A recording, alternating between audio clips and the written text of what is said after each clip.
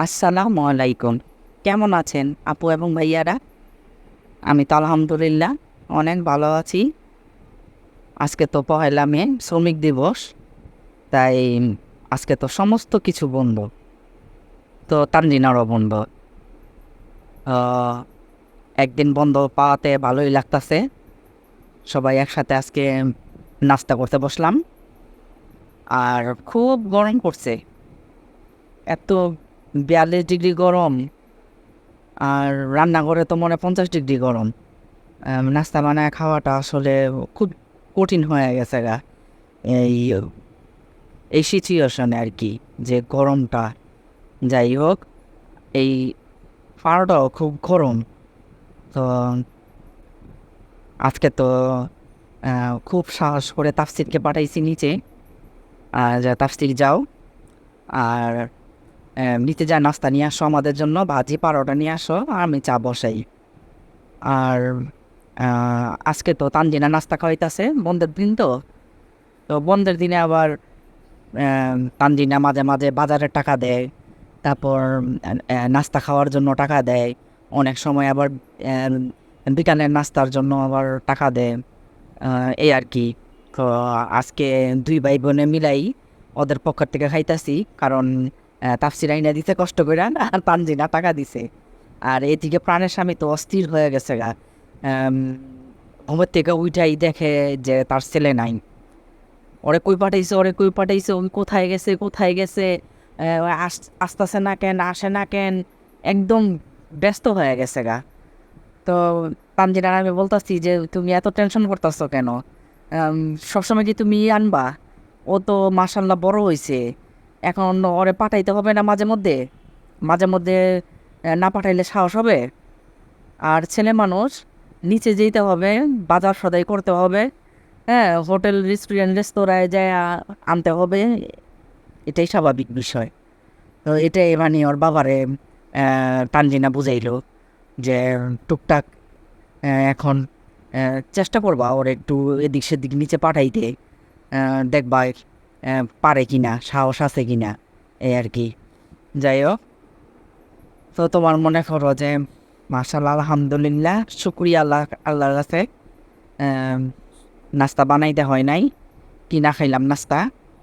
তারপর তোমার আমি আবার ঝটপট কুকিংয়ের জন্য এই কাসকি মাছের শুটকি দিয়ে লতি রান্না করলাম। তো এটাও অলমোস্ট ভিডিওটা শেষের দিকে, তো তোমাদেরকে একটু দেখাইলাম। তো এই রেসিপিটা পুরো দেখতে চাইলে তোমরা কিন্তু অবশ্যই আমার ঝটপট কুকিং চ্যানেলে যা দেখাইছো কেমন।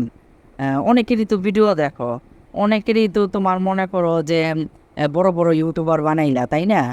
তো আমরা এই পুরান ঢাকার মধ্যবিত্ত ফ্যামিলির মানুষ, হ্যাঁ। তো আসলে তোমাদের সাপোর্ট পাইলে অনেক দূর যাইতে পারবো। তোমরা যদি সাপোর্ট না করো, তাহলে আসলে আমাদের স্বপ্নটা এখানেই ভাঙ্গা চুইরা শেষ হয়ে যাবে। তাই তোমাদের সাপোর্ট অনেক দরকার। আর আজকে বন্ধের দিন হওয়াতে তানজিনা কিন্তু একদম 5 দিন যে, মানে রবিবার থেকে বৃহস্পতিবার পর্যন্ত যে 5 দিন যে ড্রেসগুলো বের হয়, ওগুলা সব আয়রন করতেছে। এগুলা যে দেখো একটা একটা করে রাখতেছে আয়রন করে করে, আরও অনেকগুলো আছে। তারপর আবার একটা একটা করে বাস করবে। বুঝলেন? তো তোমার মনে করো যে বন্ধের দিন ছাড়া তো আর সময় পায় না। তো তোমার মনে করো যে আহ, একদিন কইরা রাখলে আবার 5 দিন আবার পইরা যেতে পারবে, সুবিধা হয়ে যায়, যে একদম রেডি থাকে। হ্যাঁ। তো তোমার মনে করো যে ওর কাজগুলো একটু দেখাইতাছি। তো আমার কাজ, তাফসিরের কাজ তো দেখাই, কিন্তু ও তো বাসায় থাকে না। তো এখন থেকে মাঝে মধ্যে দেখাবো তানজিনার কাজগুলা। তো ওর কাজ তো তোমার কি বলবো আর, এত নিখুঁত, এত নিখুঁত করে কাজ, আবার আমার আবার ধৈর্য নাই গা। হ্যাঁ, কাজ করি, পরিষ্কারভাবে করি, সুন্দরভাবে করি, ঘর সংসার সুন্দরভাবে চালাইতাছি, করতাছি, মাশাআল্লাহ আলহামদুলিল্লাহ। বাট এত নিখুঁতভাবে করতে গেলে তো আমি নিজেই পড়ে যাবো, তাই না? এত নিখুঁতভাবে পারি না করতে। ও আবার মাশাআল্লাহ খুব সুন্দর করে তোমার মনে করো যে ড্রেসগুলা আয়রন করে খুব সুন্দর করে ভাঁজ করে তোমার মনে করো যে আলমারিতে খুব সুন্দর করে আবার রাখে।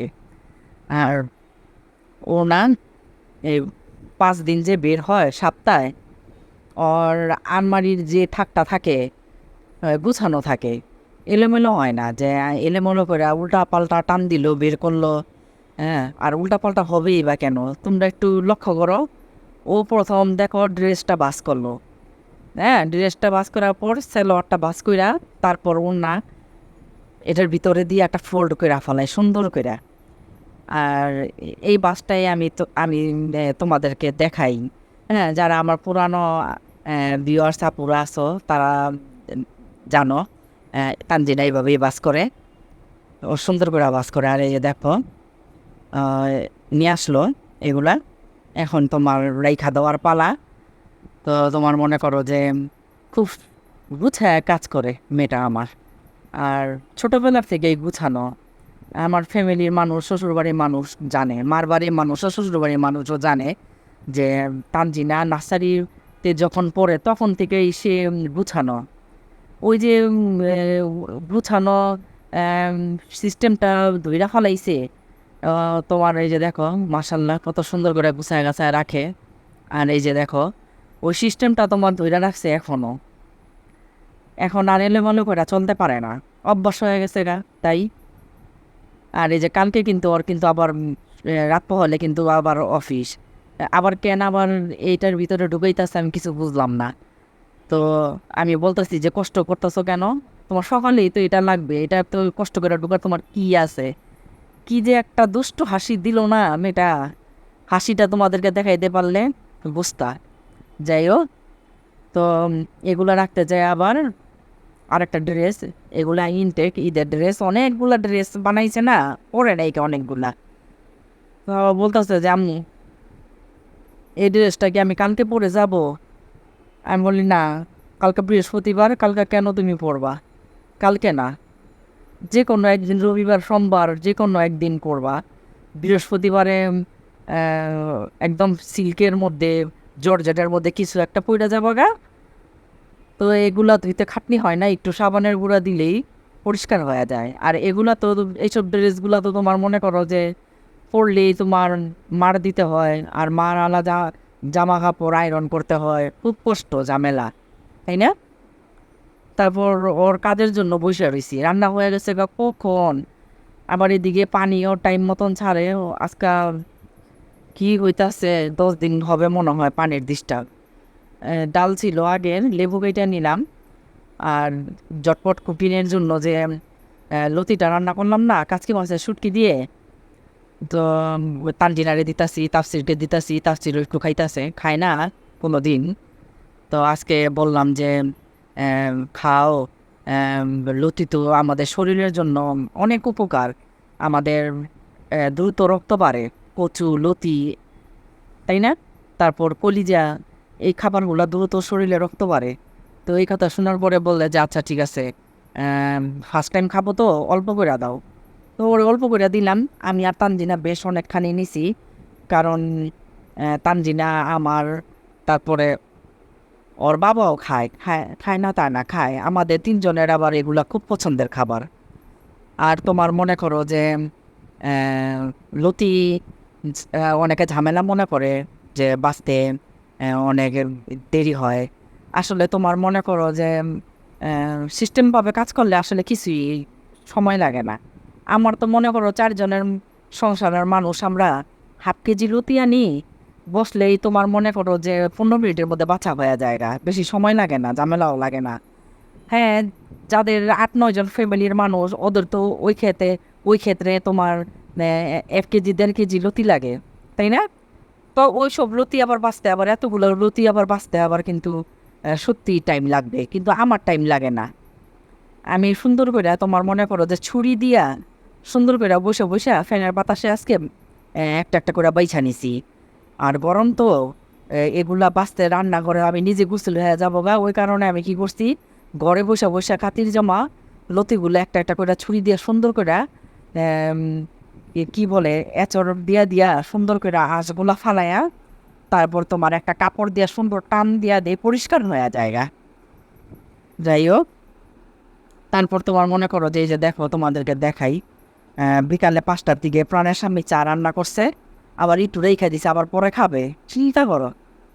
আর আমি আসলাম আম, সন্ধ্যা 7টা 7:30 এরকম বাজে। কালকে তোমাদেরকে দেখাইলাম না তেলে ভাজা স্যান্ডউইচ, ওখানে চিকেন ছিল। হ্যাঁ, তোমার মনে করো যে ওই চিকেনটা দিয়া আমি আবার বান বানাইতাছি আর আলুর চপ বানাইতাছি। কারণ অনেক দিন ধরে তো তোমার রমজান চলে গেল। হ্যাঁ, তো গরমের কারণে তো ভাজা হয় না, খাই না। কিন্তু তোমার মনে করো যে মিস তো করি ঠিকই এই খাবারগুলা। আবার মনে করো যে অনেকগুলা বেসন ভাঙাইছি, মাঝে মধ্যে যদি না খাই তো এগুলা তো বছরের পর বছর আমার ফ্রিজেই রয়ে যাবে গা, খাইতে তো হবে, তাই না? আমার এমনি 1 বছর চলে যায় গা, জানো না, এই রমজানের বেসন। হ্যাঁ, যাই হোক, তোমার মনে করো যে ওই যে দেখাইলাম বিকাল 5টা বাজে কিন্তু আমরা সবাই চা খাইছি। প্রাণের সামনে চা রান্না করছে, পানি নাই তো, পানি কখন ছাড়ে আবার আল্লাহ জানে, জানি না। যখন আবার ছাড়বে আবার একসাথে সব ধুইতে হবে, এ আর কি চলতেছে কয়দিন ধরে অবস্থা। তারপরও যাই হোক, আম, আম, বাড়িওয়ালা আমাদের মাশাল্লাহ আলহামদুলিল্লাহ অনেক ভালো পাইছি। ফোন করে করে আমাদেরকে বলবো যে ভাই পানি ছাড়ছি, ভাবিরে বলেন পানি ভরে রাখতে, খুব মানে করে খেয়াল রাখে। তারপর তোমার মনে করো যে চলে আসলাম আমার বেডরুমে। আমার বেডরুমে দক্ষিণ দিকে একটা জানালা আছে, মাশাল্লাহ আলহামদুলিল্লাহ বাতাস আসে, বাট তোমার গরম লাগে আর কি, এই আর কি কথা। আর ড্রয়িং রুমে ডাইনিং রুমে কী হয়েছে, প্রচুর গরম। তো এমনি এগুলা গরমে আমি ভাইজা আসলাম, ওই কারণে আমি চিন্তা করলাম যে না, এই রুমে বসে খাই। তারপর তোমার মনে করো যে বিসমিল্লাহ বলে আলুর চপ নিলাম, আর তাফসির বলে যে আমি আলুর চপ খাবো না। তো ওরে আবার কি করলাম, 2টা চিকেন বান দিলাম। ওর জন্যই আসলে যে চিকেন বান বানাইছি, নাহলে আমি এত কষ্ট করতাম না। চিকেন আবার অন্য কাজে লাগাই দিতাম, সকালে তানজিনারে পাস্তা রান্না করে দেই, নুডলস রান্না করে দেই, ওগুলোর উপরে ডাইলে দিতাম। আমার চিকেন কাজে লাগে, আমি কোনো না কোনোভাবে কাজে লাগাইতেই পারি। আর সব কাজে লাগানোগুলো আমি তোমাদেরকে দেখাবো আমি কি কি কাজে লাগাইতে পারি। যাই হোক, তো খাবারটা এনজয় করতেছি। আর তোমার মনে করো যে তাফসির তো গরমে খাইতে পারতেছে না, হালকা একটু দেখো না, খাইতে পারতেছে না, খুব গরম। তো আজকে আমি এখানে বিদায় নিয়ে নেই। আল্লাহ হাফিজ, ভালো থাকো, সুস্থ থাকো, কেমন?